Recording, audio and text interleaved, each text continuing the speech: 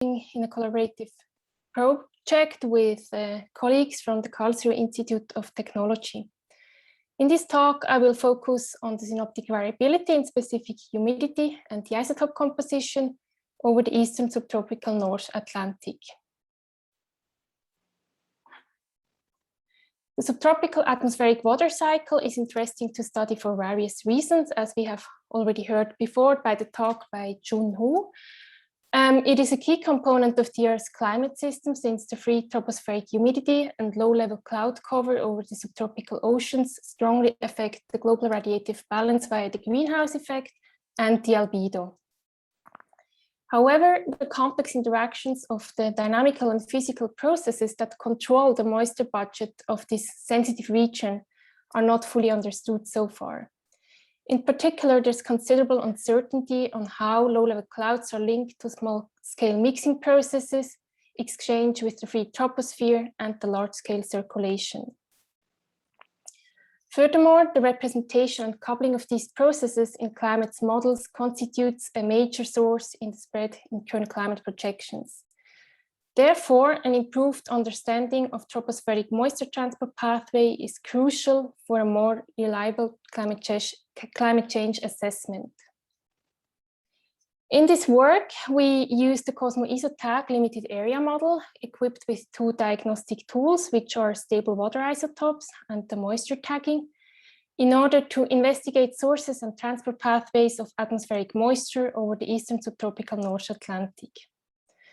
Stable water isotopes provide insights into the moist diabatic history experienced by air parcels, but they offer only limited information about the origin of moisture.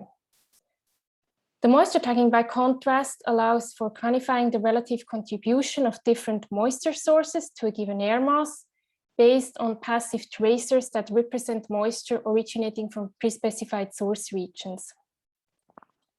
Combining these two approaches in one and the same model has the advantage of providing a direct link between the evaporative origin of moisture on the one hand and its isotope signature on the other side. So Isotope, being an Eulerian model, represents all relevant processes of the water cycle, including subgrid scale processes such as turbulent and convective mixing. However, it does not retain the explicit transport pathway of atmospheric moisture. Therefore, we combine our Isotope simulations with backward trajectories computed from model output fields. The Lagrangian approach allows for inferring explicit information about the long-range moisture transport pathway. However, subgrid scale processes cannot be resolved by the Lagrangian model. So if we combine the Eulerian and Lagrangian framework, we can partly overcome the weaknesses of each approach and infer more information about the moisture transport pathways. This figure shows you the setup for our Isotope simulation. As already mentioned, we focus on the eastern subtropical North Atlantic and West Africa. And we introduce 4 surface and 4 boundary tracers in order to investigate the atmospheric water cycle in these regions. So the surface tracers tag moisture that evaporates from the African continent, from the Mediterranean, the exotropical North Atlantic, and the tropical Atlantic. Each of the surface tracers has a corresponding boundary tracer that tags moisture entering the model domain via the lateral boundaries.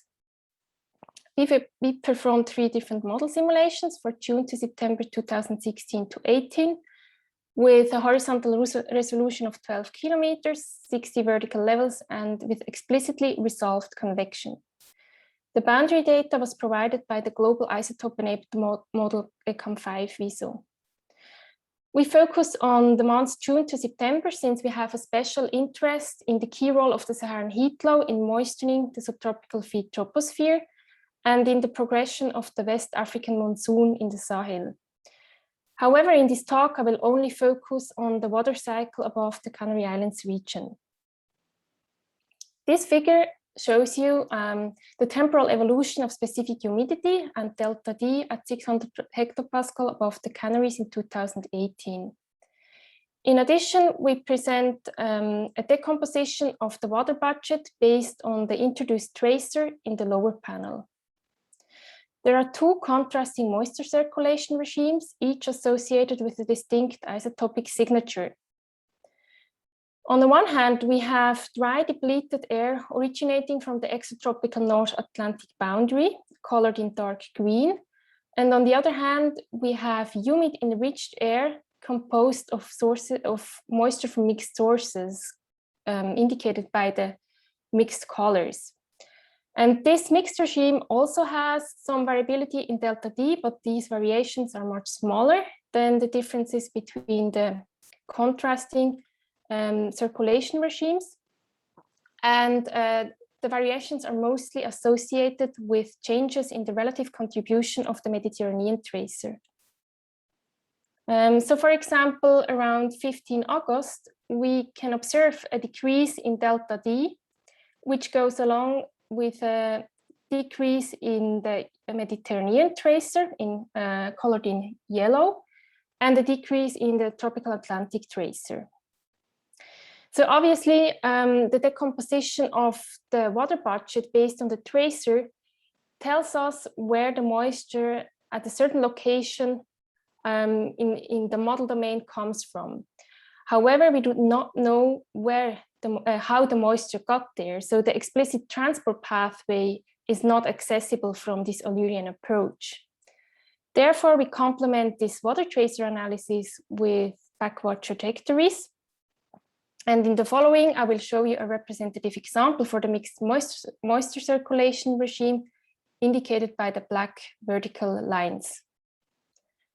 So the 7-day backward trajectories reveal that the mixed moisture circulation regime is related to transport from North Africa. Initially dry and depleted air parcels experience strong moistening and enrichment as they travel across the Sahara towards the Canary Islands. This moistening and enrichment results from dry convective mixing in the heat low area, but this is not directly cannot be directly inferred from the trajectories, since their spatio-temporal resolution is beyond the scales of mixing. However, if we combine this Lagrangian perspective with the tagging approach, we can schematically represent these subgrid scale processes. So here we applied a Lagrangian moisture source diagnostics to the 4 surface tracers, and the analysis reveals that in all 4 cases, we have most of the moisture taken up in the heat low area, indicated by the black contours. So specifically, we have maximum of moisture uptakes here at the southern edge of the heat low area for all 4 tracers. So switching back from this Lagrangian perspective to the Eulerian framework, we can interpret these hotspots of moisture uptakes as dry convective plumes that inject low-level moisture from various sources to the large-scale flow aloft. So overall, this analysis demonstrates that the Saharan heat low has a key role in moistening the free troposphere over the eastern subtropical North Atlantic. As mentioned before, the mid-tropospheric delta D signal is largely controlled by the 2 contrasting moisture circulation regimes in the Canaries. The question now arises whether the isotope signal in this region is in general a good indicator for the origin of moisture. Therefore, we analyzed the correlation of delta D with the fraction of QV from passive tracers at 600 hectopascals above the Canaries in July to August 2016 to 18. On the one hand, we can observe high positive correlations with most of the surface tracers, which implies that the higher the fraction of moisture originating from evaporative source regions, the higher delta D. In particular, we have a high correlation of delta D with the Mediterranean tracer, which explains the isotope variability in the mixed moisture circulation regime. On the other hand, we have a strong negative correlation of delta D with the exotropical North Atlantic boundary tracer, which implies that the higher the fraction of moisture subsiding from the northern model boundary, the lower is delta D. So coming back to our initial question, we can clearly prove that the isotope signal is a good indicator for the origin of moisture in this area of the subtropical atmosphere. We can now look at correlation maps of delta D with fraction of UV from passive tracer in the entire model domain in order to identify where the isotope signal is a good indicator for the origin of moisture. The map on the left-hand side shows the maximum correlation of delta D and the tracer fraction, whereas the map on the right-hand side shows the corresponding tracer of maximum correlation. We find high positive correlations in the subtropics and high negative correlations in the tropics indicated by the hatching. So in these regions, the isotope signals are closely related to the origin of moisture.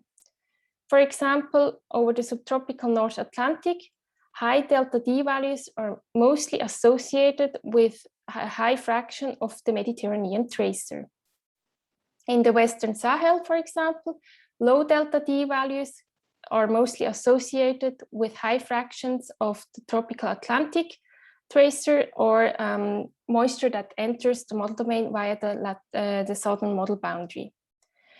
This moisture has experienced depletion in heavy isotopes due to moist convective mixing in mesoscale convective systems, which frequently occur in the Sahel region in the monsoon season in summer.